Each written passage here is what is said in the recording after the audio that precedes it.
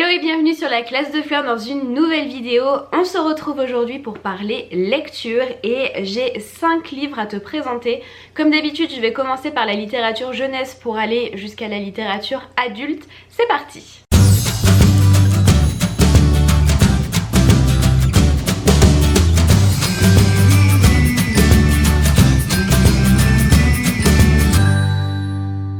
Alors, le premier livre que j'ai terminé récemment s'intitule Les Willoughby. Alors, je crois que ça se prononce comme ça d'après mes petites recherches sur internet.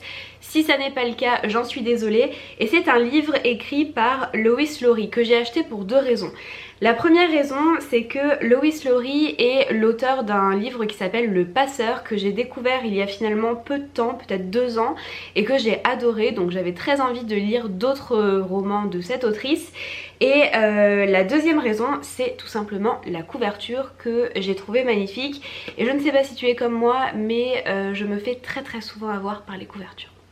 Alors ce livre-là, il est un peu particulier et exceptionnellement, j'ai envie de te lire la 4e de couverture qui dit « Imaginez que le livre que vous tenez entre les mains soit l'un de ces vieux romans avec une reliure en cuir marron tout usé. Il raconterait le genre d'histoire qu'on lisait autrefois, pleine de larmes et de bons sentiments. On y croiserait des orphelins forcément valeureux, un bébé abandonné sur les marches d'un perron ou encore une nourrice au cœur sec. Tous ces personnages sont dans ce roman. Mais vous découvrirez vite que les enfants Willoughby ne sont pas vraiment orphelins. Vous apprendrez que le millionnaire solitaire est aussi un confiseur au grand cœur et la nounou une spécialiste des cookies et de la sculpture antique, ce qui les rend bien plus sympathiques. Il vous reste maintenant à deviner si, comme toutes les histoires d'autrefois, celle-ci se terminera bien. J'avais envie de te lire le résumé parce que je trouve que cette histoire est un peu bizarre, un peu étonnante. En fait, elle reprend les codes des contes d'autrefois avec effectivement les stéréotypes des enfants orphelins, etc. qui dans ce livre ne sont pas vraiment orphelins. Mais avec des personnages un peu atypiques et surtout beaucoup d'humour. Donc c'est une lecture qui m'a un peu déstabilisée, je dois l'avouer, mais qui était quand même assez plaisante, même si ce n'est pas un énorme coup de cœur. Donc voilà, très facile à lire si tu as envie de te plonger dans une histoire un peu rocambolesque avec des personnages un peu atypiques et si tu aimes briser un peu les codes des histoires classiques, je pense que ce livre te plaira. Si tu suis assidûment les vidéos sur la classe de Fleur, tu vas connaître le prochain roman puisqu'il s'agit de L'épouvantable bibliothécaire d'Anne-Gaëlle Balp et c'est le livre qui m'a servi à préparer la vidéo concernant les figures de style. Donc si tu ne l'as pas vu, je te laisse aller la voir dans le petit i et j'ai vraiment beaucoup apprécié ce roman. C'est le premier que je lis de cet auteur et c'est tout ce que j'aime dans la littérature jeunesse. Une histoire d'une vieille bibliothécaire complètement aigrie qui ne supporte plus rien ni personne, mais pour une raison que l'on apprend plus tard dans le roman. Et puis en parallèle, l'histoire d'une jeune fille qui s'appelle Suzanne, qui se retrouve contrainte et forcée d'aller passer les vacances chez sa tante à la campagne alors qu'elle n'a qu'une envie, rester dans son appartement avec ses parents pour dévorer des montagnes de livres. Voilà, livre qui se lit extrêmement facilement, qui est très bien illustré et que je te conseille si tu as envie de passer un bon moment. En me promenant dans les rayonnages de ma librairie, je suis tombée sur l'Hôtel Summertime de Louise Byron, qui est en fait un premier tome d'une série de 3 livres. Donc celui-ci concerne le personnage d'Amy et ça raconte l'histoire de 2 nouvelles sœurs qui ne s'entendent pas du tout suite à l'union de leurs parents et qui finalement vont commencer à s'apprivoiser grâce à une histoire d'hôtel abandonné dans le village de l'une de ces 2 jeunes filles. Et c'est très sympa, c'est très facile à lire encore une fois. Ça parle d'amitié, ça parle de famille recomposée, ça parle de vieil hôtel abandonné et je pense que j'achèterai les prochains tomes pour connaître la suite. On passe maintenant à la littérature adulte et j'ai lu récemment un roman policier, ce qui m'arrive quand même très peu souvent. Il s'agit des détectives du Yorkshire, Rendez-vous avec le crime de Julia Chapman et il s'agit aussi d'un premier tome d'une série mais comme le livre précédent d'ailleurs, l'histoire se termine quand même à la fin donc on n'est pas frustré.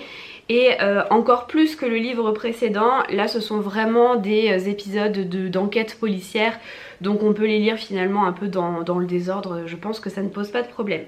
Alors, c'est l'histoire de deux destins croisés. On a d'une part une jeune femme qui s'appelle Delilah, qui suite à un divorce vit une situation un peu compliquée tant du point de vue de son épanouissement en tant que femme mais aussi du point de vue financier et elle décide de créer une entreprise de rencontres dans un tout petit village d'Angleterre. Parallèlement à cette histoire, nous avons Samson qui revient dans ce même village après des années pour devenir détective privé. Et tu te doutes bien que ces deux destins vont s'entremêler pour donner une chouette aventure policière, pleine de suspense et assez drôle aussi, je dois l'avouer. Alors ce livre-là m'a bien plu. Je dirais pas que c'est un coup de cœur, mais quand j'en parlais à des amis, je leur disais que j'avais passé un bon moment et que c'était un peu l'équivalent d'un téléfilm de début d'après-midi, sans prise de tête. On sait un peu comment ça va se terminer, mais c'est toujours appréciable à lire et à regarder. Donc voilà, si jamais tu aimes ce genre d'histoire, tu peux foncer. Et on termine avec un roman de développement personnel puisque j'ai enfin lu ce livre qui est dans mon tiroir depuis des mois et des mois. Le jour où j'ai appris à vivre de Laurent Gounelle. Alors je suis une très grande fan de Laurent Gounelle, j'aime beaucoup ce qu'il fait.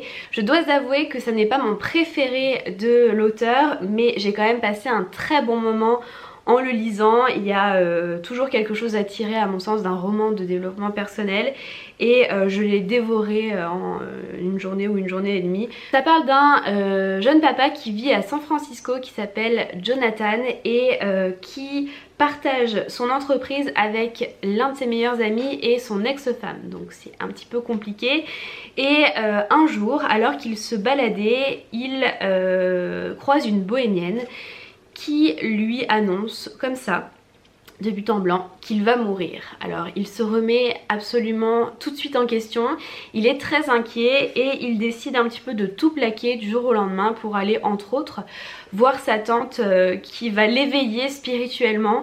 Et voilà, il nous explique un petit peu son cheminement de pensée et surtout on assiste à son changement de vie, ce qui est très intéressant, son changement de pensée, etc. Et voilà, c'est un petit livre qui est très sympa, se lit très facilement et que je te recommande notamment pour les vacances ou si jamais tu n'as pas trop le temps de lire, ça se lit très vite et encore une fois, il y a toujours quelque chose à en tirer. Et bien voilà pour cette nouvelle vidéo lecture, j'espère sincèrement qu'elle t'aura plu et qu'elle t'aura permis de faire des découvertes. Comme d'habitude, n'hésite pas à me dire dans les commentaires ce que tu lis en ce moment. Si les vidéos lecture te plaisent, n'hésite pas à liker la vidéo pour me le faire savoir, à t'abonner à la chaîne et je te dis à très vite pour une prochaine vidéo. Ciao!